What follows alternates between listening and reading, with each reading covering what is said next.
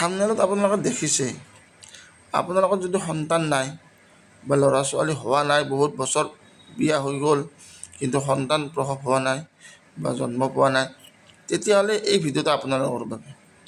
নমস্কাৰ, সকলো অসমবাসী ৰাইজক মায়ঙৰ তন্ত্ৰ মন্ত্ৰৰ ফালৰ পৰা আন্তৰিক শুভেচ্ছা জ্ঞাপন কৰিলোঁ।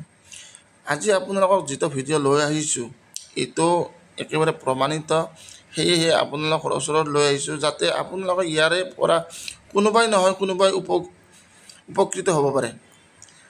এইটো ভিডিঅ' যদি আপোনালোকে শেষলৈকে চায় তেতিয়াহ'লে এই ভিডিঅ'টোৰ পৰা আপোনালোকে কোনোবাই নহয় কোনোবাই উপকৃত হ'ব, এইটো 100% লিখি ল'ব পাৰে। ইয়াতে 3 ধৰণৰ প্ৰয়োগ আছে আৰু 3 ধৰণৰ প্ৰয়োগ আপোনালোকে যদি কৰে ইয়াতে 100% ৰিজাল্ট পাবই। কাৰণ তান্ত্ৰিক প্ৰয়োগটো হ'ল এটা বেলেগ আৰু ঔষধিক যিটো বনৰ গুণাগুণ সেই প্ৰয়োগটো বেলেগ।